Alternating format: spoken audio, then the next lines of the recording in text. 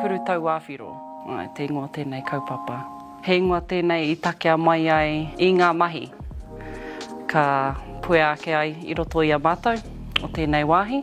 Ko te tāwharau, ko te tautāwhi, ko te tau āwhiro I ngā taonga tuku iho te kīngitanga o te rao Waikato, o te rao Tainui waka anō hoki no reira.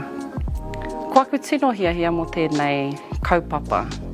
He purutia, he tāwhi tonu I te Māori, I te mana me te tapu o ngā taonga nei. Kei roto anō I enei taonga, ngā whasitoka ki te ao tawhito, ngā kōrero tuku iho a o tātou tūpuna, no reira ko tā mātou. He rangahau, he wānanga, he kōrero mō ngā take-taketanga o enei taonga o tira, ngā hua o enei taonga. He aha te huarahianga whakamua I roto I enei taonga, koia tēnei, ko te kuru tau āwhiro. Ko tētahi o ngā tōmina I hua ake ai, I roto I te ngākau o te kīngi, ko te whakatūria I tētahi whare taonga. Mo ana uri ake o te rā mo te iwi Māori. Ki reira, ki te ai I te ātāhua, I te rerehua, I te rire o ngā taonga a te Māori. O tira, hei nui ngā momo taonga kei roto anō I tēnei puna, tae ai te tūhonohono I ngā iwi ki ngā iwi, I ngā motu ki ngā motu, I a tātou te iwi Māori. Ko te oroko hanganga o tēnei tokotoko, he mea I hua ake ai I te taurua mano mawhitu. Ko tētahi paku hitori, I tētahi kauika tohora ki ngā tātahi o karekare moana, ki te motu tapu o te kākā whakaara. He pātawhito tēnei no ki taku mōhio, te kawerau āmaki, te iwi o te kawerau āmaki. Ko tāna ingoa, he mea I hua ake ana, I hua ake ai, I roto anō I tāna anō mahi.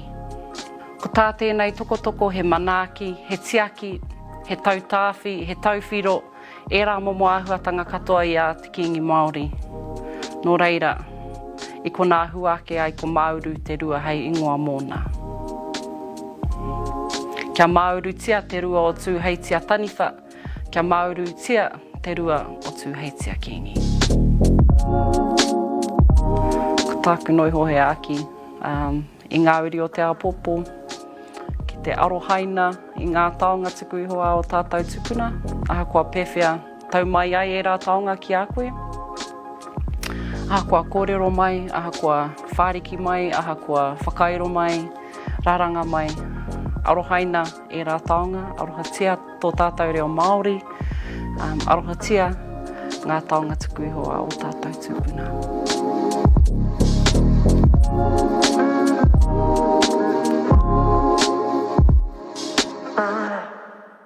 Tū te rangi a niwa ka pai, tū te rangi a whio ka pai, kēngi tū heitia tōna ahurua tapu, rire hau pai mārire kia tātou katoa.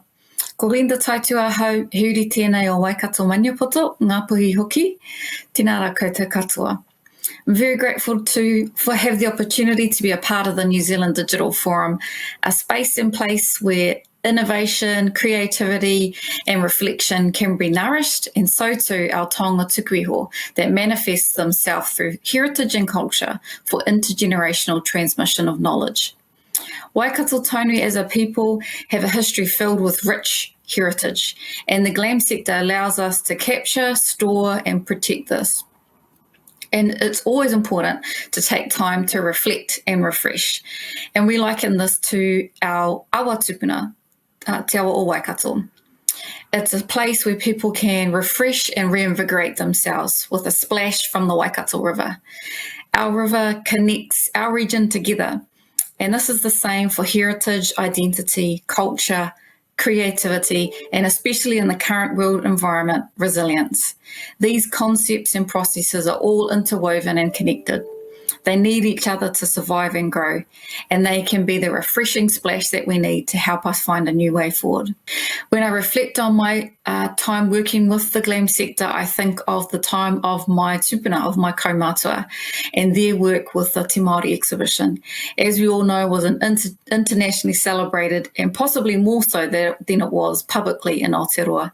It was a time when I was born, and a time where the GLAM sector itself joined forces with many critical pieces of repatriation for Te Ao Māori, of land, of reo, of education, all taonga tuku iho. Te Māori was a shift for many of our own people to find a space and place to care for taonga outside of the traditional walls of marae. As Aotearoa started to come to terms with its heritage, Māori experts in what is known as the GLAM sector currently found themselves being pulled by their elders and leaders to take their evolving place in the sector, to care for these taonga. So, just as John Rangiho said, to represent living things, they have to be seen and not left in the corner or down in the basements of museums of New Zealand. My lightning talk today takes Te Māori and its pride of place as a metaphor for those Māori now in the GLAM sector. They have to be seen now and not left in the corner, as they have living memory and institutional knowledge that needs to be shared, not just within the sector itself, but within their own iwi, to help build our own capability, and most importantly, with the next generations, to help them understand what a beautiful place to live and work this sector can be. Waikato-Tainui as an organisation represents 68 marae and 33 hapu, and we have some very lofty goals, all aiming towards the fulfilment of Whakatupuranga 2050. We have many projects that will help us make Waikato look and feel like Waikato, to share with the world what is uniquely us under the mantle and guidance of the kingitanga. Some of these goals are the restoration and repatriation of traditional practices in today's environment. Some are to make a heritage and cultural mark within the Waikato through cultural footprint, through mana whenua narratives, and through a whare taonga under the guidance of Ki Ngetu Heitia. Some are to ensure corporate innovation is aligned with cultural practices. But to achieve all of these, we need people who are committed to place and space. Our call to action on this lightning talk is to help us find ways to repatriate not just the taonga themselves, whether digitally, virtually, physically, but the institutional knowledge and the human taonga that come with them. Our people, our Māori people that are working within the GLAM sector. A call to action to find a way to repatriate them back to their iwi, back to their hapu, back to their marae.